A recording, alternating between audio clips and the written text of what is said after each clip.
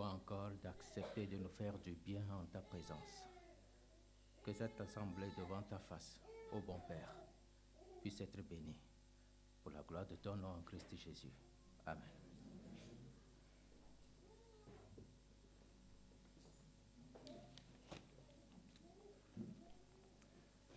Nous voulons élever le beau nom de notre Seigneur Jésus-Christ en ce sabbat matin.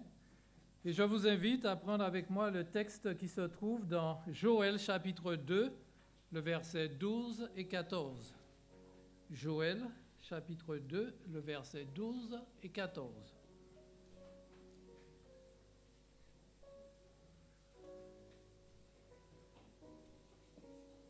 Je lis. Maintenant encore, dit l'Éternel, revenez à moi de tout votre cœur, avec des jeûnes, avec des pleurs et des lamentations. Déchirez vos cœurs et non vos vêtements. Et revenez à l'Éternel, votre Dieu, car il est compatissant et miséricordieux, lent à la colère, riche en bonté. Et il se repent des maux qu'il envoie. Qui sait s'il ne reviendra pas et ne se repentira pas? Et s'il ne laissera pas après lui la bénédiction des offrandes et des libations pour l'Éternel, votre Dieu? Que le Seigneur bénisse l'influence de sa parole dans nos cœurs. Je vous invite à prendre le numéro 267 du hymne et louange, numéro 267.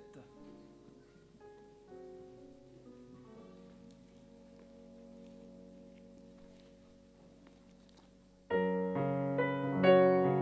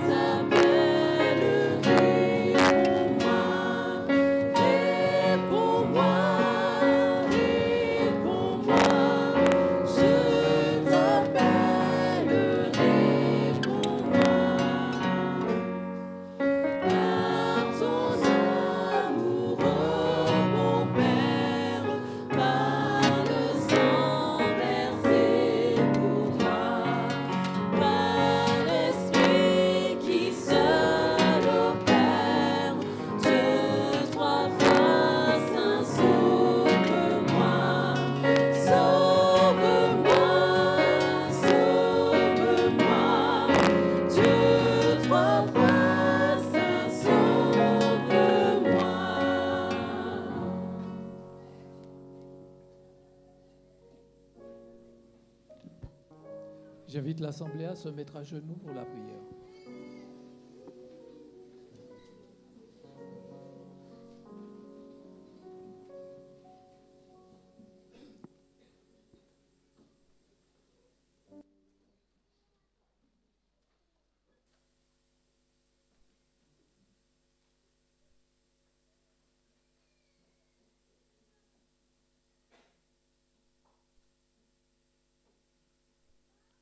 Notre Dieu, notre Père,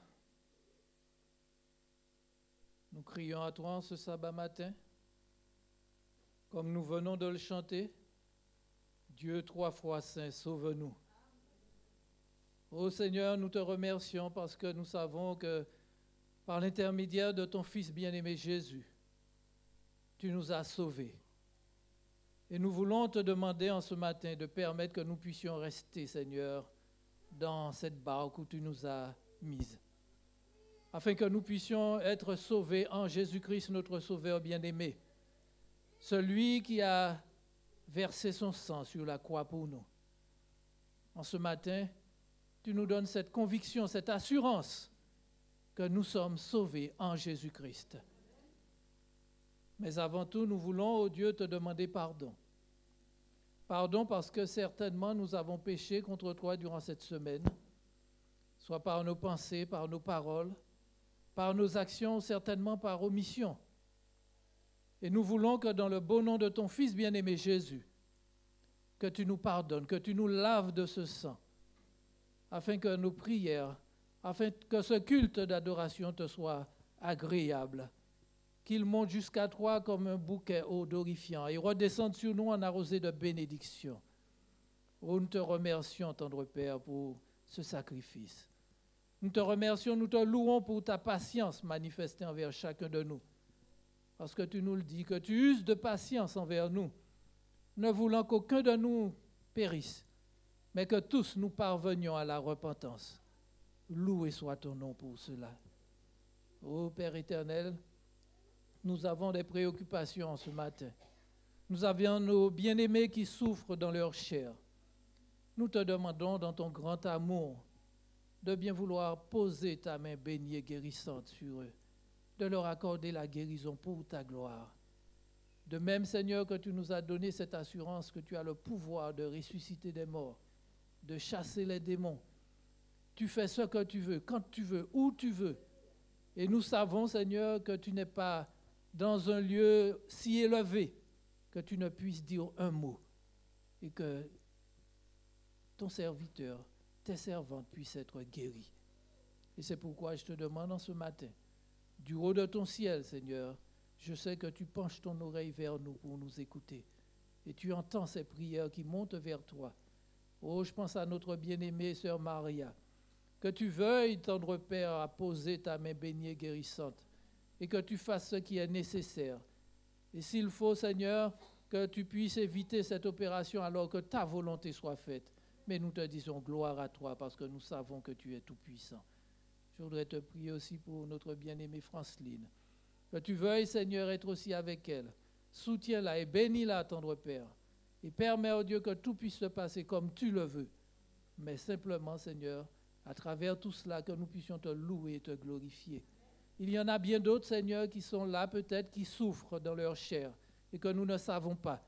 Nous te demandons de les bénir, de les toucher, Seigneur, de déverser sur eux ta paix, ta grâce et ton amour, de les asperger du sang précieux de ton Fils bien-aimé Jésus, et qu'ils mettent leur confiance en toi et qu'ils retrouvent la guérison par ta force et par ta gloire.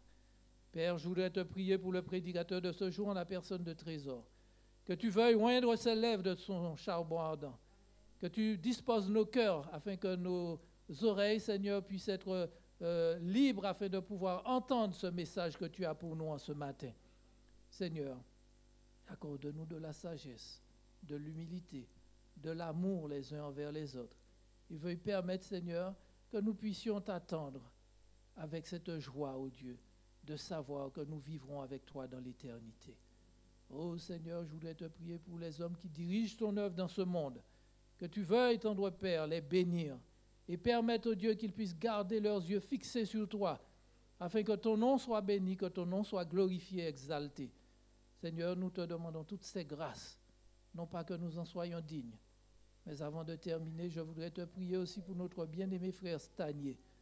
Ô Dieu, toi qui vois, qui sais, qui connais toutes choses, dans ton amour, je sais que tu peux aussi lui accorder la guérison. Et c'est pourquoi je me tourne vers toi, afin que toutes ces âmes qui espèrent en toi, Seigneur, ce miracle, que tu le fasses et qu'ils puissent témoigner de ce que tu as fait pour eux. Ô Dieu, que ton nom soit béni, glorifié, exalté. Disperse tes ennemis et que ton nom seul soit béni et glorifié dans ce lieu.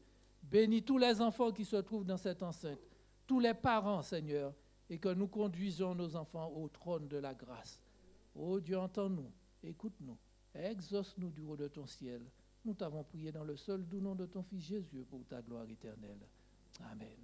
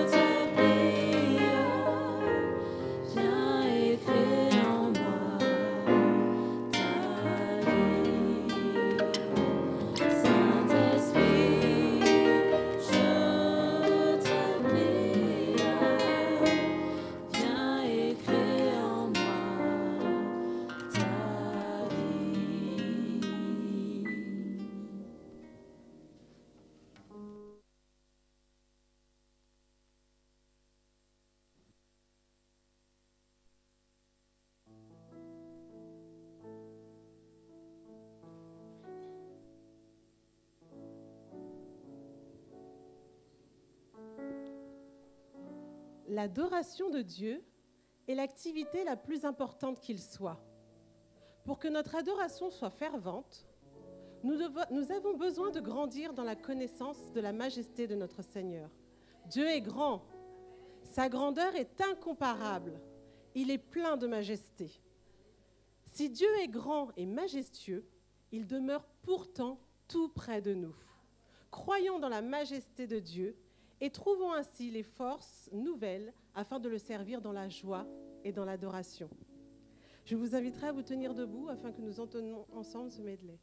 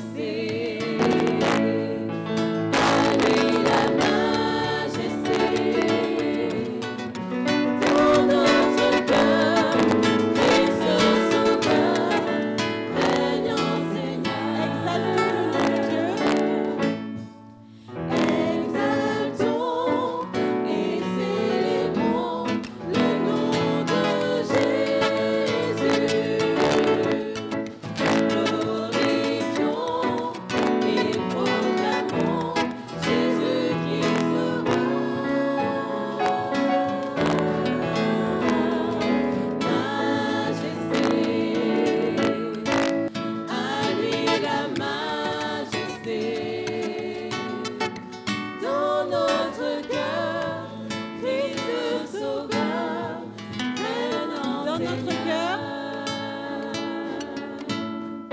Dans notre cœur, Christ le Sauveur,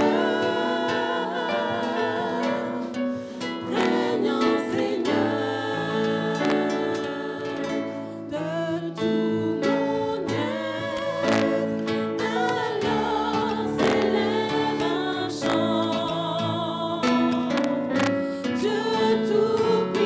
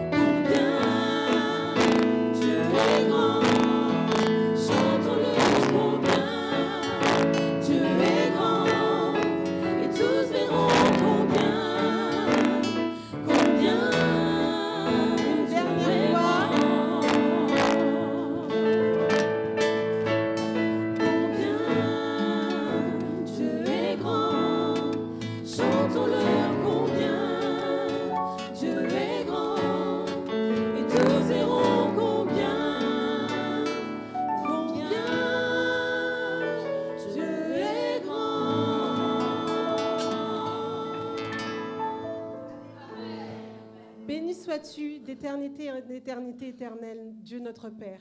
À toi, Éternel, la grandeur, la puissance, la splendeur et l'éternité, car tout ce qui est au ciel et sur la terre est à toi. Asseyons-nous.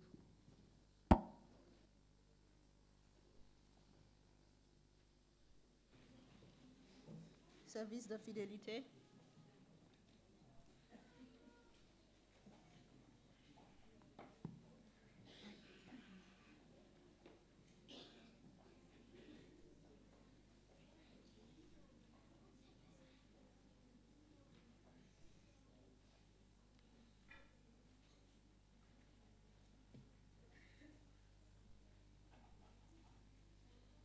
L'Église de Dieu est une Église qui travaille. L'Église de Dieu est une Église qui l'adore. Travailler pour Dieu et adorer Dieu vont de pair. L'un mène à l'autre. Dans Acte 14, le verset 27, il dit, « Arrivé à Antioche, il réunit les membres de l'Église et leur raconta tout ce que Dieu avait réalisé pour eux et comment il avait ouvert la porte de la foi aux non-juifs, eux aussi. »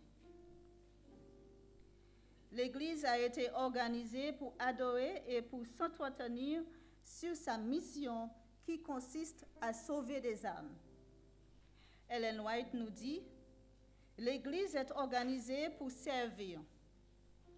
Et dans une vie de service pour le Christ, l'une des premières étapes et de se joindre à elle. Si nous sommes fidèles au Christ, nous nous acquitterons loyalement de nos devoirs envers l'Église. C'est un élément important de notre formation. Et si l'Église est pleine de la vie, du Maître, elle œuvrera pour le salut du monde. Être fidèle au Christ et à la mission de l'Église est notre devoir de chrétien. Nos dons, comme acte d'adoration, témoignent de notre royauté envers lui. Ce moyen permet à l'Église de progresser en touchant de nouveaux territoires. Pourquoi ne pas l'adorer et travailler pour lui à travers de nos dons? Le diacre et la diaconesse passeront de Léon pour recueillir les dîmes et les offrandes et nous chanterons le chant approprié.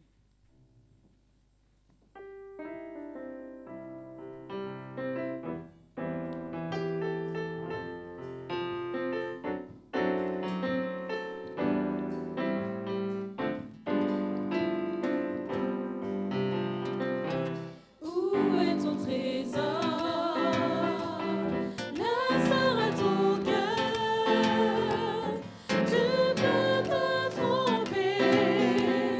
de placement.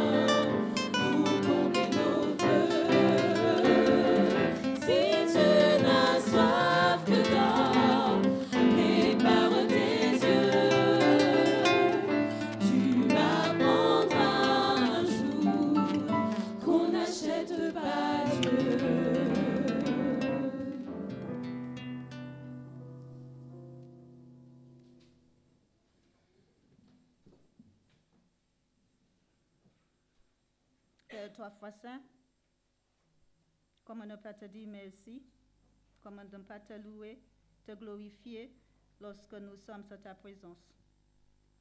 Bon Père, tu nous demandes, et tant que membre de ton Église, de manifester notre amour envers toi et envers les autres.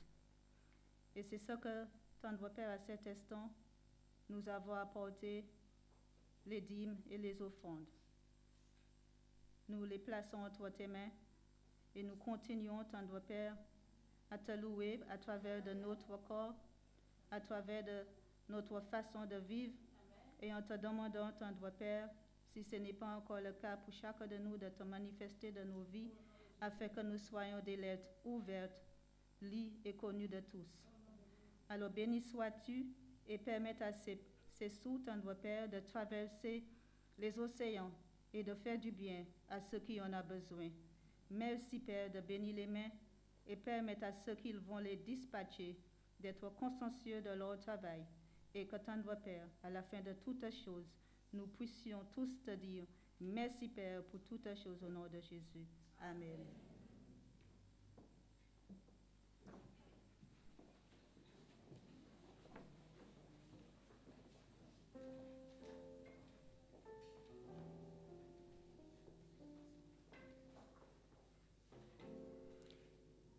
Bonjour à tous.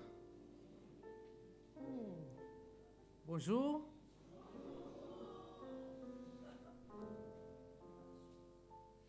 Pourtant, j'ai senti la joie dans votre cœur tout à l'heure. Eh bien, sachez que nous sommes heureux, chers frères et sœurs, chers amis visiteurs, de vous recevoir dans cette enceinte ce matin. C'est la maison de Dieu. Nous sommes tous heureux d'être là, je l'espère bien. Faites voir ceux qui sont contents d'être dans la maison du Seigneur. Gloire à Dieu. Je sais que ce n'est pas toujours évident. Quelquefois on est là, mais bon, on a des préoccupations. Mais Dieu nous permet d'oublier toutes ces préoccupations extérieures lorsque nous sommes en sa présence. Et je voudrais souhaiter une cordiale bienvenue à tous ceux qui nous visitent en ce matin. J'ai vu pendant l'école du sabbat, il y en a qui ont été gâtés. Ben moi, j'ai voulu être visiteur, mais je ne le suis pas. Ouais. Ben que Dieu vous bénisse. Et je voudrais souhaiter aussi une bonne connexion à tous ceux qui nous écoutent en ce matin par le biais d'Internet. Que le Seigneur puisse nous fortifier, nous enrichir de sa parole et que tous, nous puissions avoir le même objectif. Ben c'est de le revoir et d'être tous sur la mer de verre pour chanter le cantique de Moïse et de l'agneau lorsqu'il reviendra. Que le Seigneur puisse nous bénir en ce sabbat matin. Et je voudrais vous transmettre les salutations de notre frère Stanier, pour ceux qui le connaissent. C'est l'un des, des réalisateurs de cette communauté ici à Pontoise, qui était vraiment engagé. Et je vous demande de penser à lui dans vos prières, parce qu'il a des soucis de santé, et que nous puissions penser à lui, ses frères Stanier. Pensons à lui dans nos prières. Et avant de quitter la place à notre frère Trésor, pour nous rompre le pain, ben, nous avons les enfants qui passeront un moment dans l'histoire pour les enfants.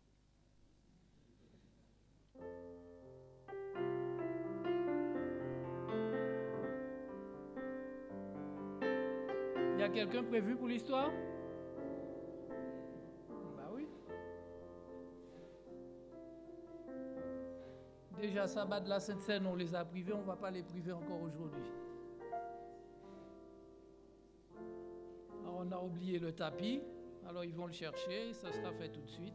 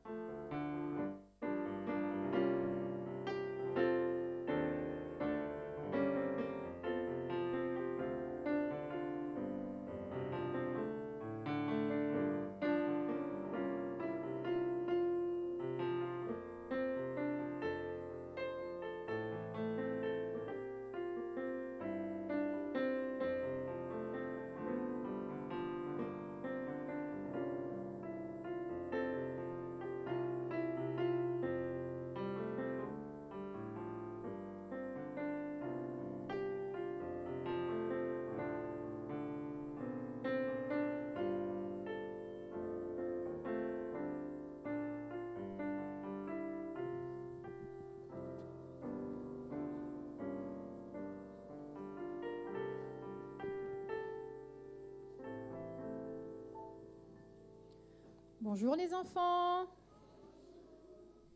Il n'y a pas d'enfants dans l'église. Bonjour les enfants. Bonjour. Ben voilà, il y a des enfants dans l'église et on remercie le Seigneur. Hein. Voilà, mon histoire se passe dans la Bible. Vous pouvez vous référencer dans Marc 3, versets 1 à 6. Aujourd'hui, on est quel jour ?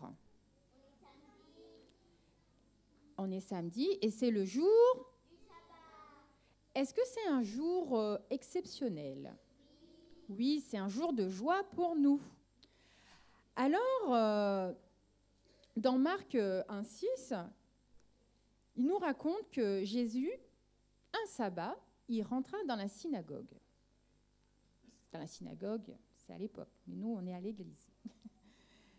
Alors, un groupe de pharisiens, vous savez c'est qui les pharisiens ou pas ? Ah si, vous avez déjà vu entendu parler, mais pas vu, mais entendu parler. Les pharisiens, ce sont des hommes qui n'aimaient pas Jésus, mais qui étaient dans la synagogue. Et eux, ils aimaient bien voir ce que les gens faisaient, s'ils faisaient des choses bien, s'ils faisaient des choses qui allaient dans leur sens.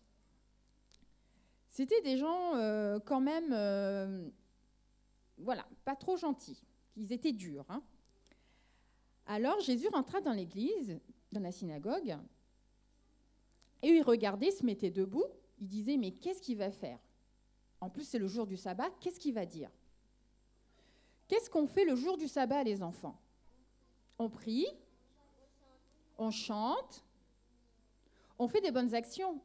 On n'est pas là pour se croiser les bras, bien sûr, et pour que le sabbat passe. Voilà quoi. On est là pour aussi visiter les malades. On est là pour faire des bonnes actions. Voilà. Alors, il y avait un homme dans la synagogue qui avait les mains très, très sèches. Alors, Jésus se mit debout. Il disait à cet homme, « Viens ». Et les pharisiens, ils n'étaient pas contents. Ils disaient, « Mais qu'est-ce qu'il va faire le jour du sabbat ? Le jour du sabbat, on fait des choses bien. » Alors, Jésus a fait un miracle ce jour-là, ce jour du sabbat, et a guéri la main de cet homme. Cet homme était guéri, et les pharisiens, ils disaient, mais au fait, effectivement, le jour du sabbat, on fait des bonnes actions. Alors, cet après-midi, les enfants, je vous invite, comme c'est sabbat famille, et aussi les adultes, réfléchir, mettre sur un papier, qu'est-ce qu'on peut faire le jour du sabbat ? On va se mettre en action, on va peut-être appeler des amis, prier pour eux, on va manger ensemble avec des gens qui sont peut-être seuls. Alors, moi, je lance un appel pour qu'on puisse vraiment faire des bonnes actions le jour du sabbat. On arrête de regarder, on arrête de regarder derrière pour dire « on va faire des mauvaises choses ». Voilà. Maintenant, on va prier les enfants. On va remercier quand même le Seigneur pour ce jour de joie, ce jour qu'il nous a mis vraiment à part, et qu'on puisse vraiment, dans l'Église, qu'on puisse vraiment avoir conscience que c'est une belle journée ce jour-là. On prie les enfants. Merci Jésus pour ce jour exceptionnel que tu nous as donné, que tu puisses nous bénir et qu'on puisse toujours faire des bonnes actions en ce jour. Amen. Bon sabbat les enfants.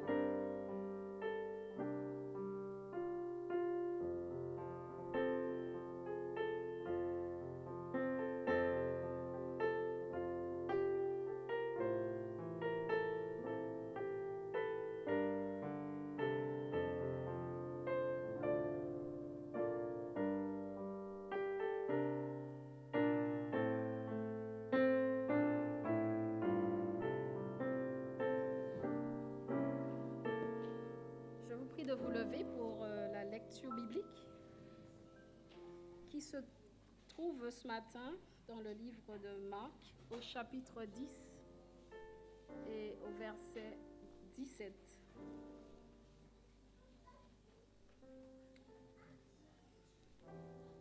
Je lis ce qui suit.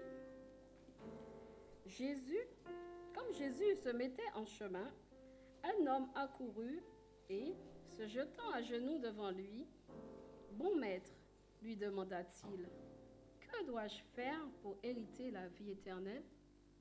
Que l'Éternel puisse bénir l'action de sa parole dans nos cœurs. Nous allons prendre le cantique numéro 380. Ô toi mon allégresse.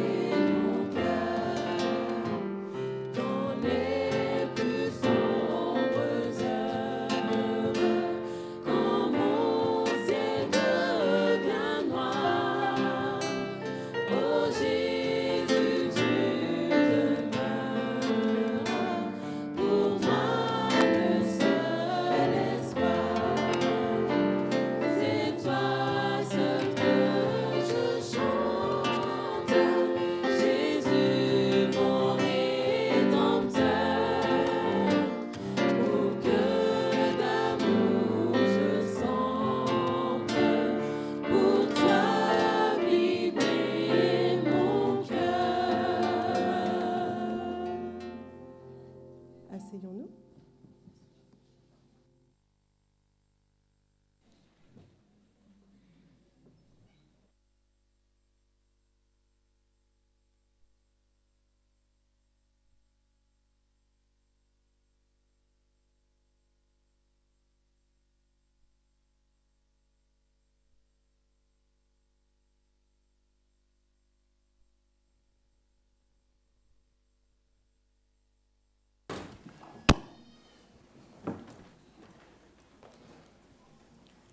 Bonjour, chers frères et sœurs en Christ.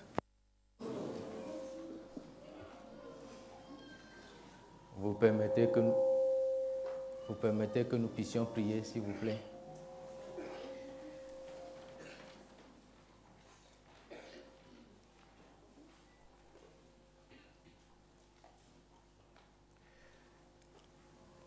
Père céleste,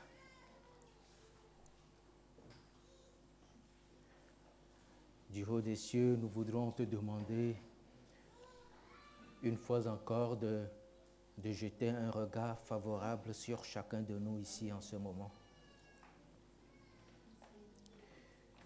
d'indisposer nos cœurs à t'écouter. Seigneur, pardonne nos iniquités et nos manquements. Viens, Seigneur, te glorifier, te montrer à tout chacun de nous ici en ce jour. Écoute les désirs de tout chacun. Mais surtout, Seigneur, attire-nous une fois encore vers toi et permets que nous puissions rester toujours avec toi. Que le canal du jour, Seigneur, puisse être encore une fois, par ta grâce et ta miséricorde, débouché et utilisé pour la gloire de ton nom. Daigne en ce moment faire disparaître tout ce qui est humain. Père céleste, écoute notre supplication en Christ Jésus. Amen. Bonjour une fois encore, chers frères et sœurs en Christ.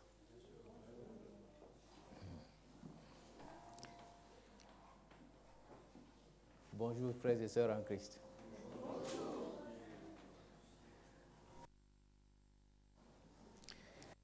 La semaine que je pense a été une bonne semaine pour chacun de nous. Non? Si oui, gloire à Dieu.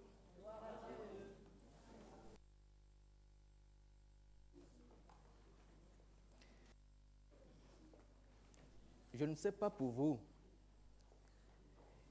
mais il m'est arrivé de faire un rêve. Un rêve que les enfants et les personnes font. Je me vois en sécurité avec mon pain de tour, la paix chez moi dans ma tête, dans ma maison. Bref, comme le dirait mon ami, tranquille. Un tout petit peu. Vous voyez un tout petit image? Et on grandit un tout petit peu avec ça. Et nous grandissons toujours avec ça. La société dans laquelle nous nous trouvons aujourd'hui pose tellement de questions et on se demande où serait la sécurité pour chacun de nous. On se demande l'avenir, est-ce que c'est sûr ou pas? Et je dis, pour vous, mais je sais que la grande partie de ceux qui vivent sous cette terre et sous ce ciel se posent des questions.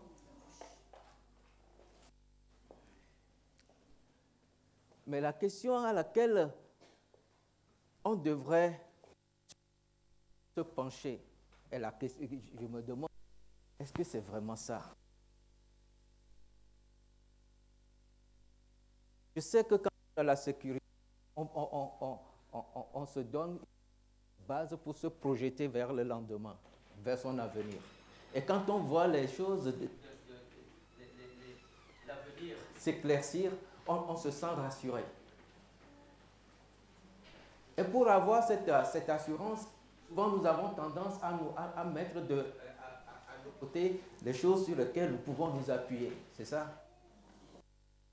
Je sais, excusez-moi le terme, je sais qu'en cas de qu'est-ce qu'il y a, comme on dit, et ça, j'ai la solution pour tout ce qu'il me faut. Vous savez, dans le livre de Marc, une personne, lui aussi il était jeune. La Bible me dit, le jeune homme riche.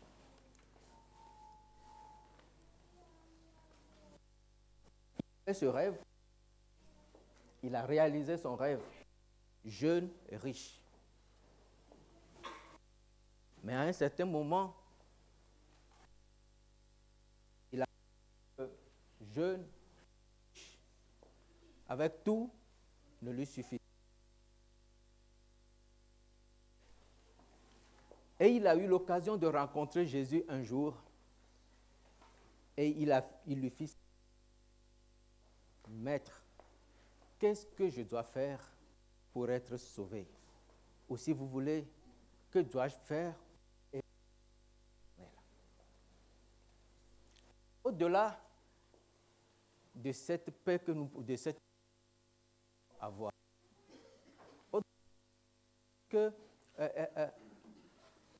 encore le terme qu'on pourrait être, il y a toujours quelque chose ça le fait encore mieux. Et il y a quelque chose qui manque.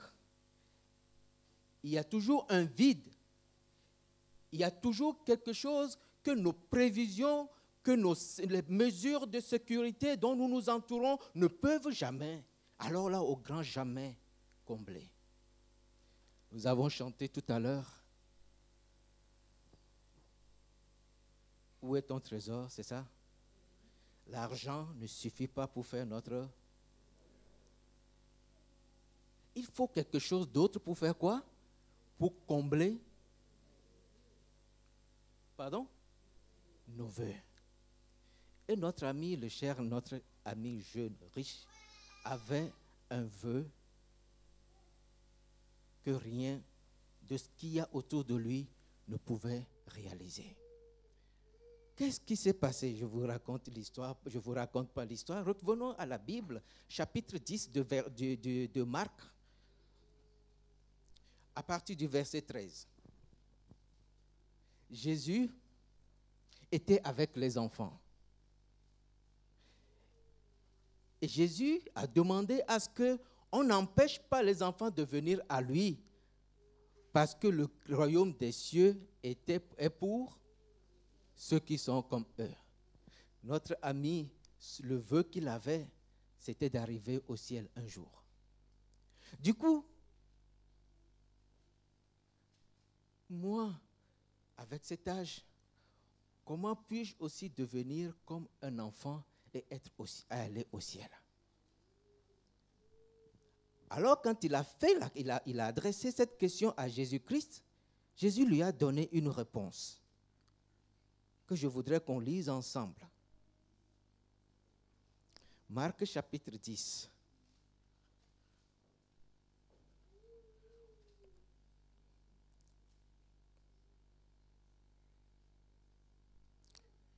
Le verset 19.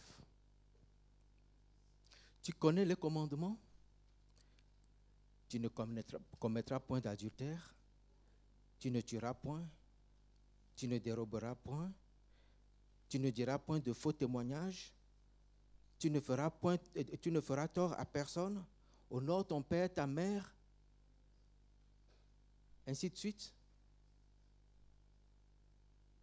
Notre ami va répondre, j'ai observé toutes ces choses. Depuis quand? Dès petit. Et Jésus l'a regardé et ma Bible me dit, Jésus l'aima. Jésus l'aima et il lui dit, voici ce qui te manque. Va, vends tout ce que tu as, donne-le aux pauvres et tu auras un trésor dans le ciel. Puis, viens et suis-moi. Oh oh. Vous allez me demander de vendre tout ce que moi j'ai, de devenir, excusez-moi, ce n'est pas péjoratif, un sans-abri.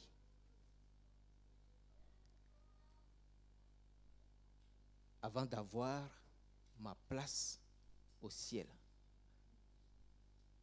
Nous sommes ensemble, chers amis. Alors que je n'ai pas commis d'adultère, alors que je n'ai volé personne, alors que je n'ai tué personne, je ne suis pas menteur. En plus de tout ça, il faudra que je devienne sans abri avant d'hériter du ciel. Vous savez, ce jeune homme n'est pas le seul à avoir posé cette question. Quelques jours après, si nous tournons dans Jean, le chapitre 6, juste après le miracle des pains, vous vous souvenez, nous sommes ensemble là?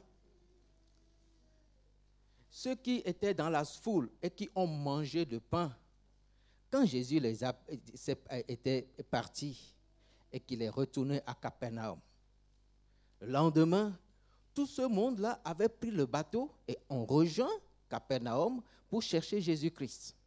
Et quand ils ont trouvé Jésus-Christ, ils ont dit, « Maître, depuis quand tu es arrivé ici, on te cherchait partout. » Et Jésus dit, « Vous me cherchez parce que vous avez trouvé du pain. Ma nourriture de tous les jours doit être garantie. Et non parce que vous avez vu en moi le Messie. Travaillez pour le pain qui donne la vie éternelle et non pas pour le pain qui fait quoi? Qui périt et qui pourrit.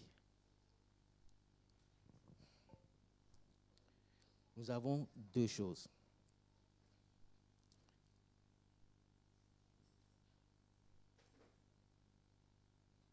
Dieu met devant l'obéissance à la loi, mais Dieu met devant aussi la foi en Christ Jésus. Nous sommes ensemble, chers amis? Non. Un troisième exemple. Dans le livre des Actes, chapitre 16, le geôlier a expérimenté quelque chose. Quand Paul était en prison, Dieu a manifesté sa puissance en faveur de Paul et ses amis. La prison a tremblé. Dieu est venu libérer Paul et ses amis. Et le geôlier était là. Le geôlier a regardé tout ça et il a vu la manifestation de Dieu. Mais il a aussi vu quelque chose de spécial dans ce Paul et ses amis. Parce que Paul et ses amis étaient restés dans la prison quand tout s'est passé, alors que on ne demande pas à ce que la prison soit ébranlée avant que les gens fassent leur mal. N'est-ce pas? Ils viennent avec les hélicoptères, ils prennent tous les risques. Alors que Paul et les autres étaient là, tranquilles, tout a sauté et ils étaient encore dans leur prison. Vous savez, le geste de Paul sauvait la vie du geôlier. Et ça, le geôlier l'a remarqué. Alors il s'est approché de Paul. Ce Dieu qui est en vous, ce Dieu qui peut sauver, dites-moi, qu'est-ce que je dois faire pour être sauvé? Ne me dites pas que le geôlier, jusque-là, n'avait pas son pain de tous les jours. Ne me dites pas qu'il lui manquait quelque chose sur le plan matériel. Mais là, il a vu au-delà de cette vie et a pensé à sa vie éternelle. Qu'est-ce que je dois faire pour être sauvé? Et c'est la question que je voudrais que nous nous posions aujourd'hui. Que devons-nous faire pour être sauvés? Et à la réponse à cette question, nous avons deux choses. Deux. Dieu dit, crois au Seigneur Jésus-Christ, toi et ta maison, et tu seras sauvé. Mais Jésus, pour le jeune homme, l'avait dirigé vers le commandement. Vous avez suivi, chers amis? Mais quand nous regardons ce que Jésus lui a dit, et ce que Jésus va dire aux pharisiens, aux Juifs, quand ils lui ont demandé du pain, vous devez manger le pain qui vient d'en haut. Et il dit, à moins que vous mangiez ce pain et que vous buviez de mon sang, vous n'avez pas la vie éternelle. Full stop.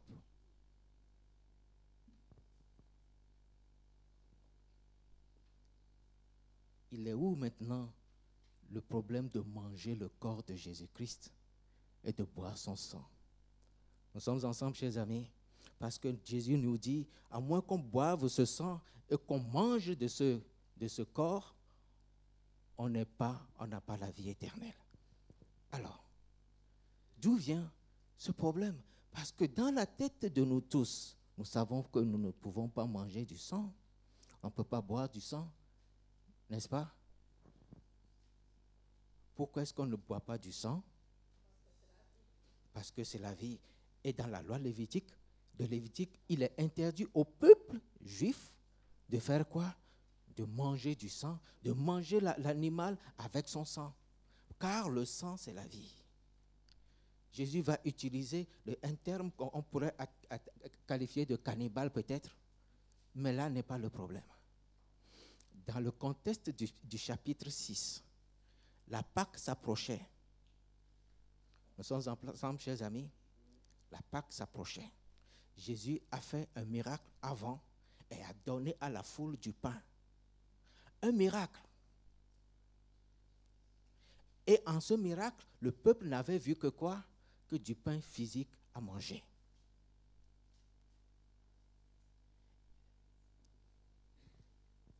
Au verset 53 et 54 de Jean.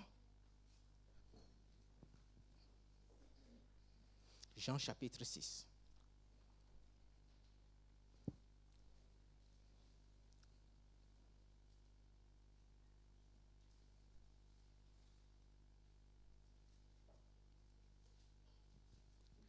Jean chapitre 6, le verset 53-54. Je lis.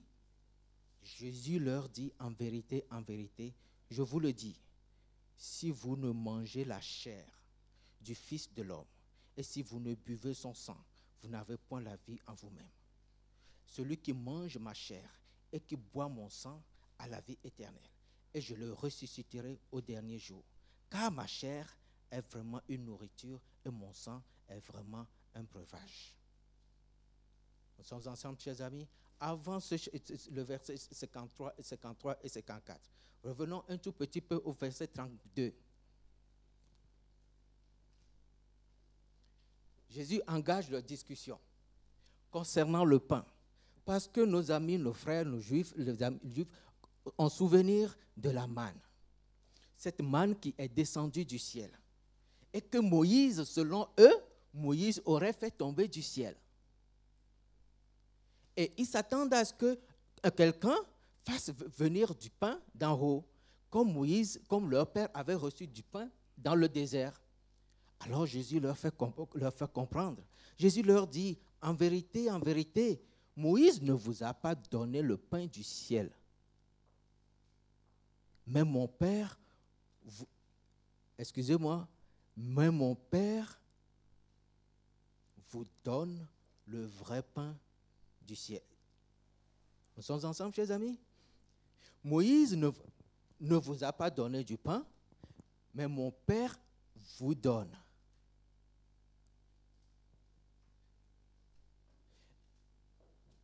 L'expression vous donne ici, ce n'est pas quelque chose qui... C'est quelque chose... Là, Jésus se fait le pain que Dieu donne à ceux-là qui, à ce moment précis, étaient devant lui. Autrement dit, Jésus dit, vos pères ont mangé du pain. Ce pain qui est venu là, ce n'était même pas Moïse qui le leur avait donné. Mais le vrai pain qui descend du ciel, vous l'avez devant vous. Et vous n'avez qu'à le prendre. Nous sommes ensemble, chers amis. Et pour me prendre, c'est me manger, c'est me boire.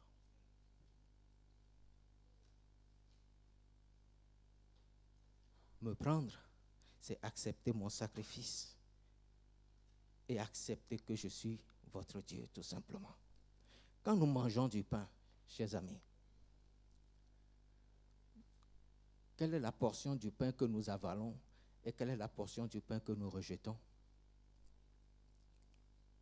Ce que nous mettons dans la bouche, lequel nous rejetons et lequel nous avalons. Quand nous buvons du jus, de l'eau bien fraîche, quelle quantité nous rejetons et quelle quantité nous avalons? 100%, n'est-ce pas? Ce qui rentre, c'est ce qui est avalé pour étancher la soif. Ce que nous mangeons, c'est ce que nous mettons dans la bouche, c'est ce que nous avalons. En fait, Dieu invite tout simplement à ce que quand on le prend, on le prenne 100% dans notre vie. Ce n'est pas une question de cannibalisme, chers amis. Notre foi doit être totalement basée sur Christ. Et quand Jésus dit au jeune homme riche, vends tout ce que tu as pour le donner aux pauvres, fais-toi tout simplement enfant. Et tu vas dépendre maintenant totalement de moi, comme un enfant dépendrait totalement de son père. Alors tu veux te projeter dans l'avenir, certes, mais ton père sera ta projection dans l'avenir. Tu veux ta sécurité, certainement tu en as droit, mais ton père sera cette sécurité pour toi.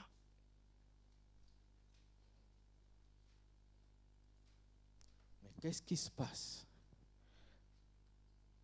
quand ce pain est avalé?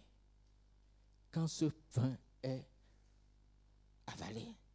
Et si quand nous prenons nous assimilons totalement Christ dans notre vie, qu'est-ce qui se passe, chers amis? Oh,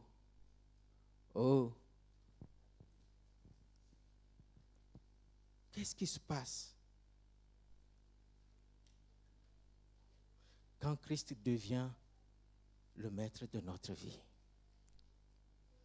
L'apôtre Paul me dira que quand Christ est en moi, je suis une nouvelle créature. Quand est-ce que ça commence? Vous savez quoi?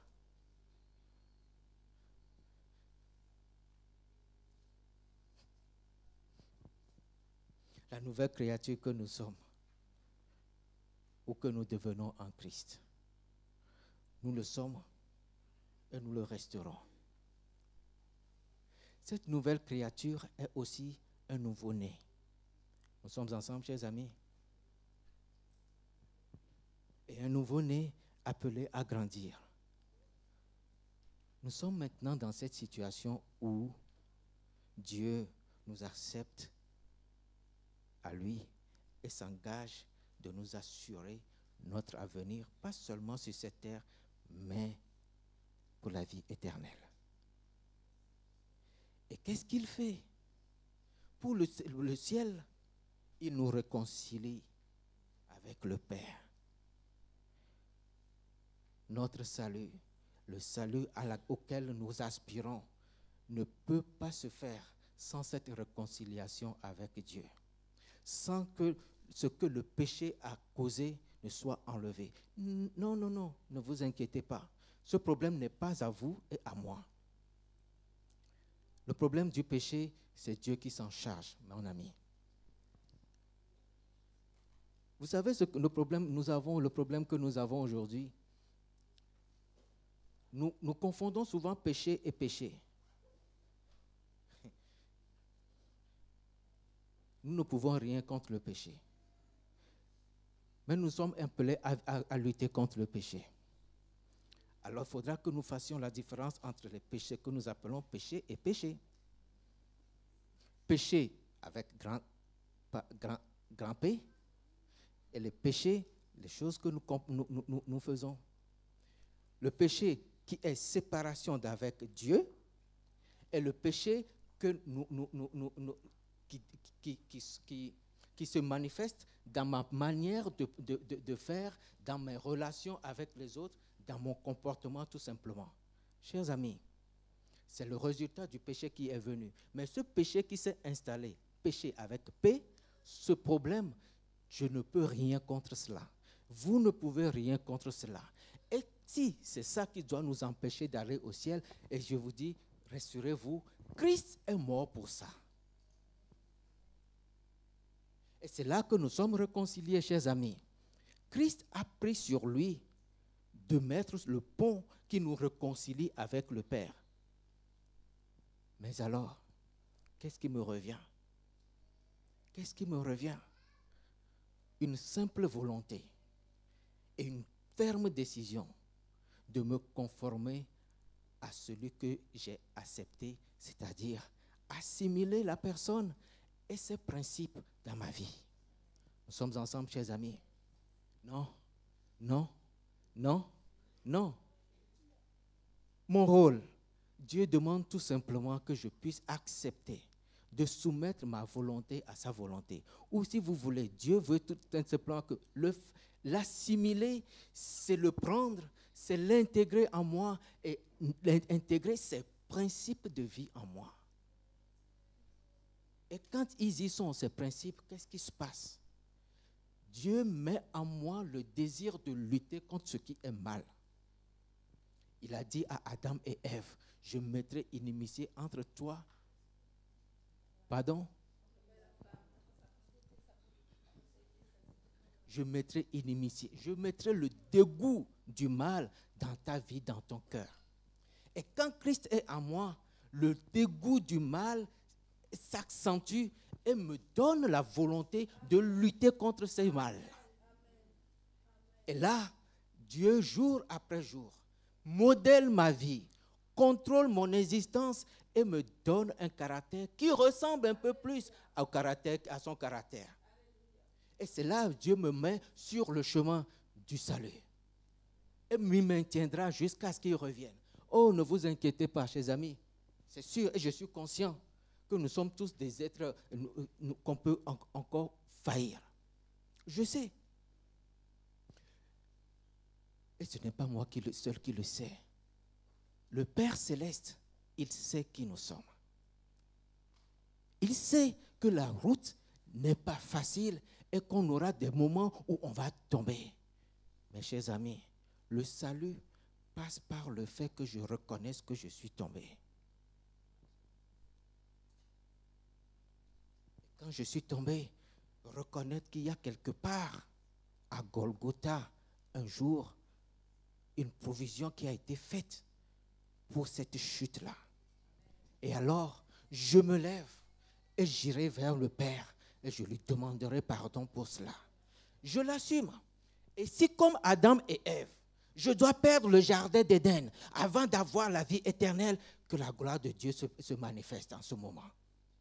Mais moi, je ferai face. Dieu voudrait que je puisse faire face à cette chute et que je revienne à lui demander pardon. Demander pardon ne voudrait pas dire esquiver ses responsabilités dans ce qui a été fait.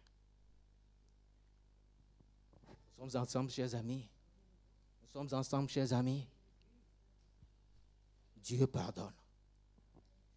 Dieu sauve. Dieu comprend. Dieu sait de quoi nous sommes formés.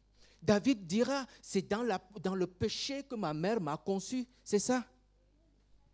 Et Dieu sait que c'est dans le péché que nous avons été conçus.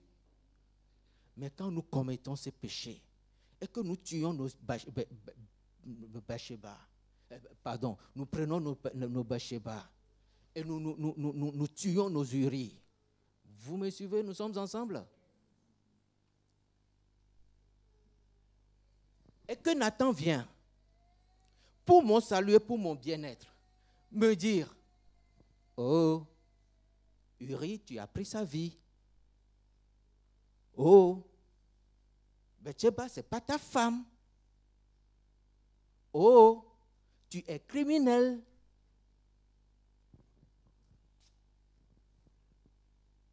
Je fais quoi? Dans ma marche vers le salut, je fais quoi? Dieu me demande de faire quoi?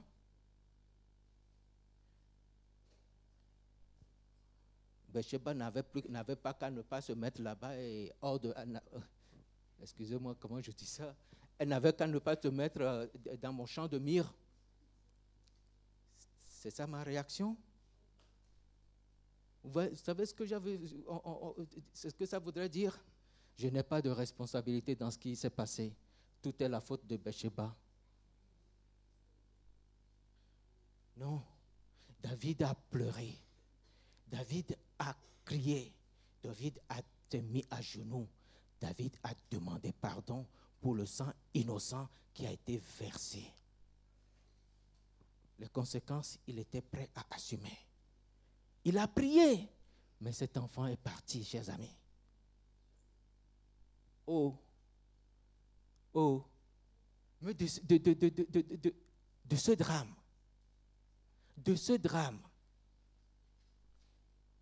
nous avons Jésus-Christ aujourd'hui. Nous sommes ensemble, chers amis. De ce drame, nous avons Jésus-Christ. Ce que je voudrais dire, dans notre marche vers le salut, dans notre marche vers l'éternité, s'il nous arrivait de tomber, relevons-nous. Parce que de cette chute, Dieu prépare quelque chose de merveilleux. Si nous l'acceptons et nous l'assumons, que dois-je faire pour être sauvé? Je reconnais mon tort. Je m'approche de l'Éternel. L'Éternel me pardonne. Et l'Éternel me dit, mon enfant, à partir d'aujourd'hui, lutte avec moi pour avoir un caractère semblable au mien. Que dois-je faire pour être sauvé? Faire confiance totale. Alors là, quand je dis totale, totale à notre Seigneur Jésus-Christ. Le laisser diriger notre vie et le laisser en être le maître. Pouvoir un jour, et ça c'est mon rêve et ma prière aussi, pour vous, nous tous et pour nous tous ici, pouvoir un jour dire que si je vis, ce n'est pas moi qui vis, mais c'est Christ qui vit en moi.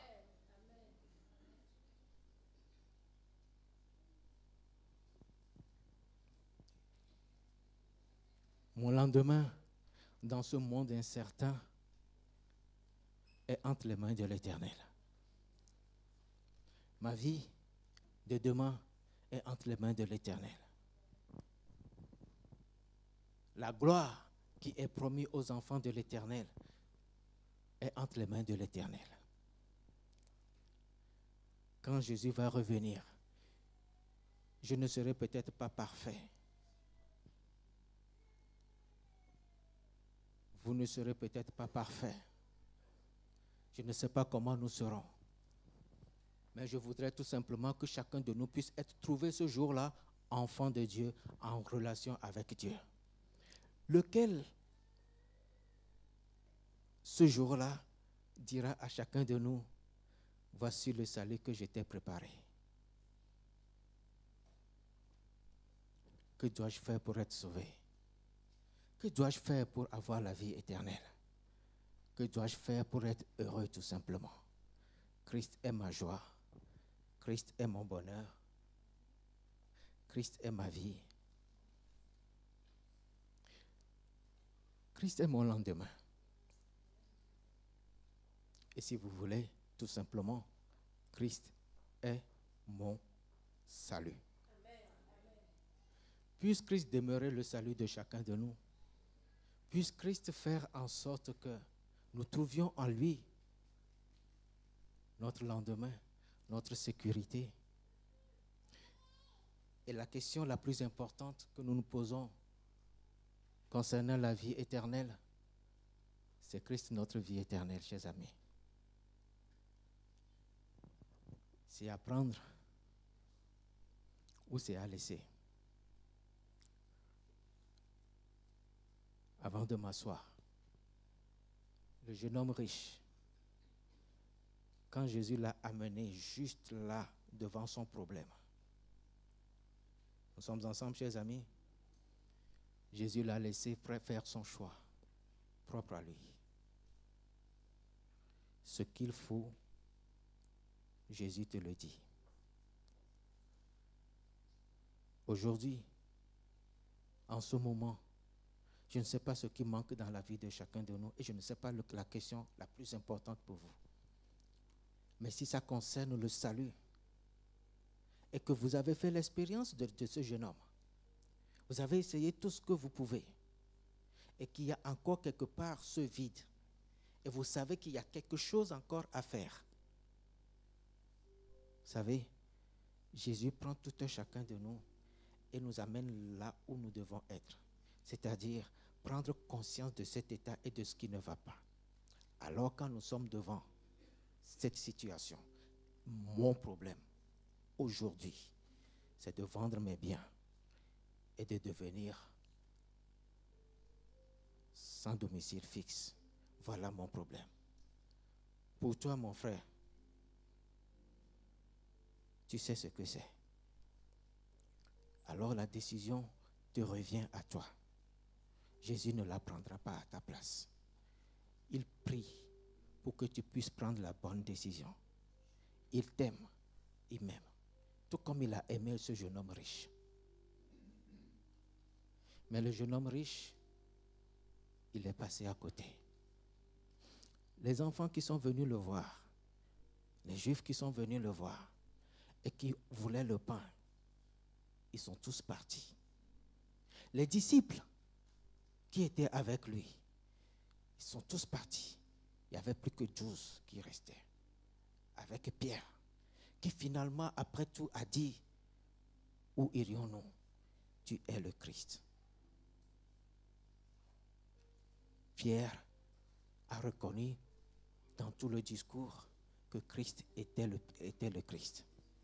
Et il a donné sa vie à Christ. Mes amis, Christ est devant nous. Et il nous dit qu'il est le pain de vie. Il nous dit qu'il est le pain de... Il est le sang que nous devons boire. Si nous l'acceptons, il changera notre vie. Si nous ne l'acceptons pas, sa grâce abondera toujours sur nous, certes, mais ce sera au dépens, excusez-moi de le dire ainsi, mais ce sera au dépens de notre éternité, tout simplement. Vous permettez qu'on puisse prier? Père Céleste,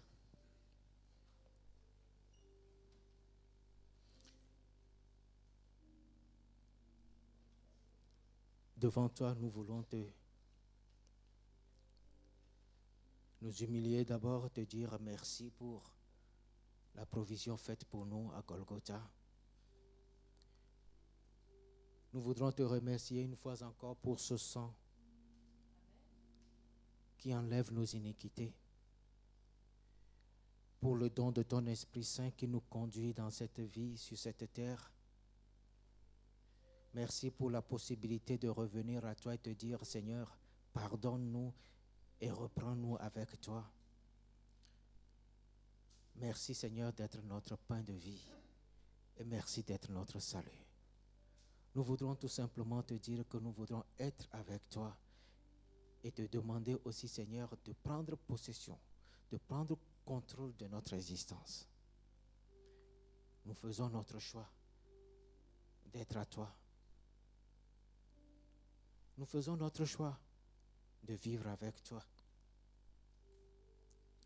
Nous faisons notre choix, Seigneur, de rester dans ta bergerie. Puisses-tu nous aider et puisses-tu, Seigneur, nous soutenir dans cette marche difficile peut-être, mais difficile simplement aux yeux des hommes. Donne-nous cette foi qui nous permettra, au bon Père, de sortir victorieux de cette marche et d'atteindre l'objectif que tu as pour chacun de nous ici, la vie éternelle. Qu'il en soit ainsi pour chacun, en Christ Jésus. Amen.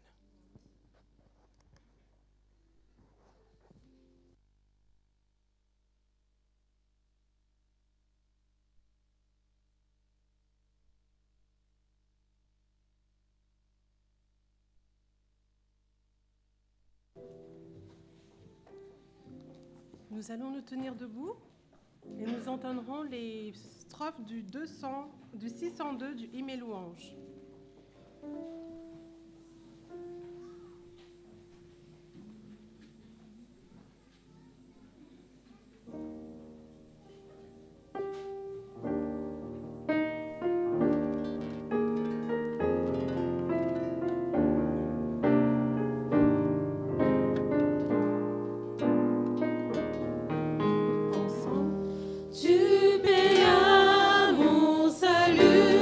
Par ton grand salut.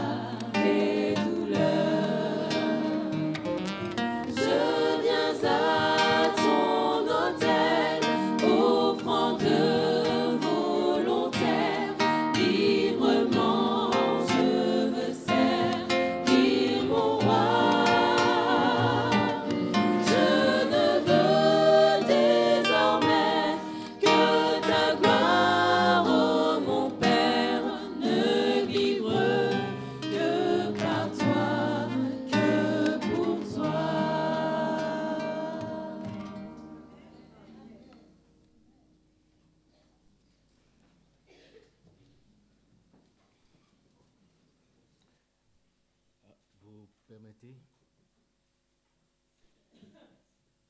Juste en guise de prière, nous allons reprendre le chœur, Je viens de retour d'hôtel. Le refrain. Juste en guise de prière, s'il vous plaît.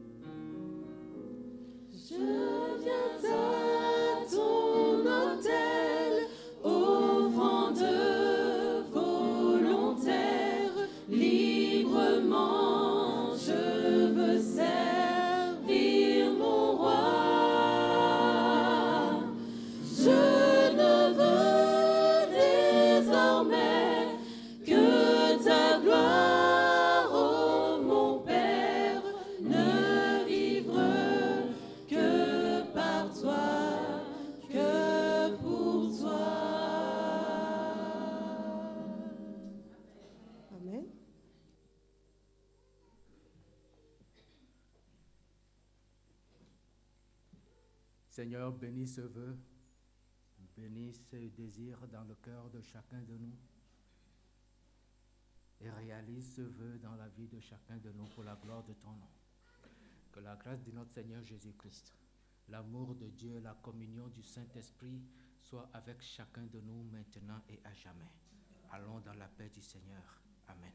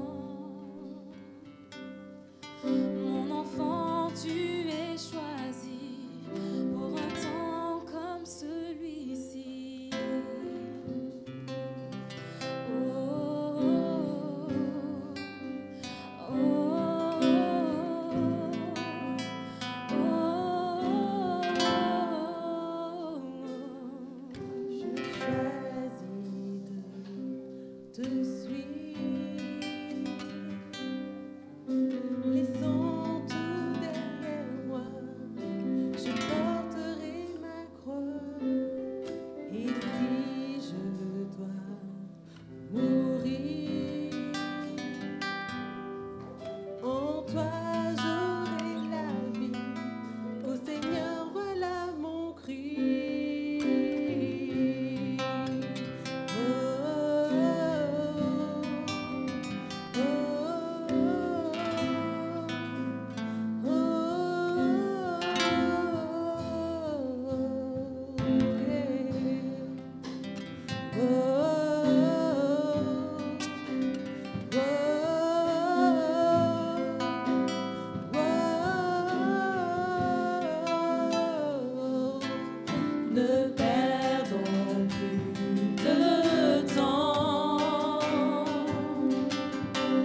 Les jours tirent à leur fin. Voici l'époux revient. Il appelle en nous disant: mon enfant, tu es choisi pour un temps comme celui-ci. Je choisis de te suivre, laissant tout derrière moi. Je porterai ma croix. Et si je dois mourir, en toi j'aurai la vie. Ô Seigneur, voilà mon cri. Oh, oh, oh, oh, oh,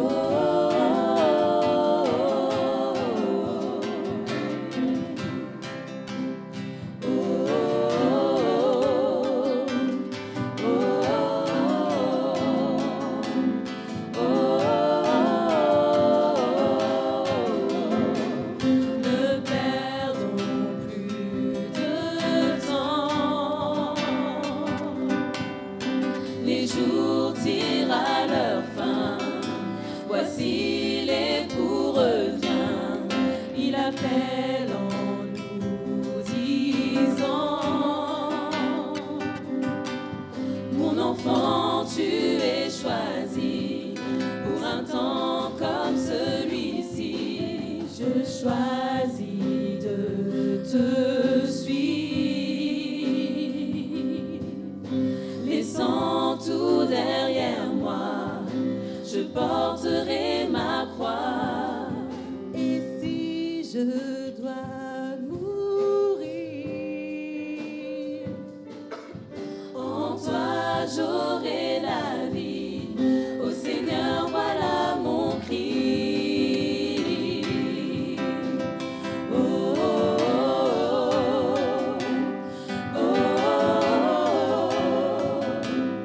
oh, yeah.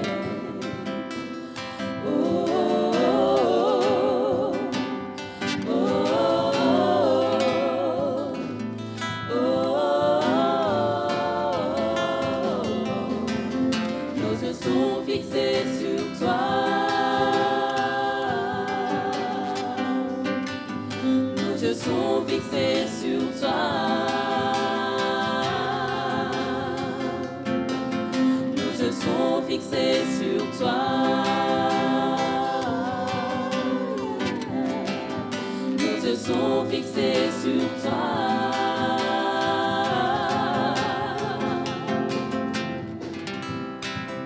Fixé sur toi, fixé sur toi, fixé sur toi,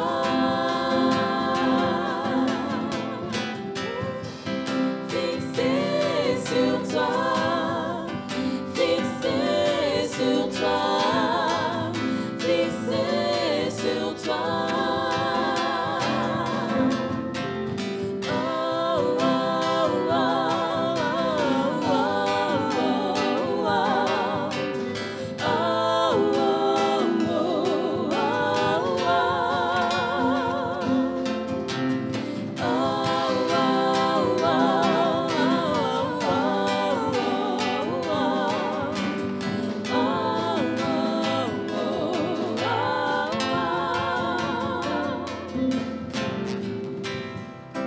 Fixé sur toi, fixé sur toi.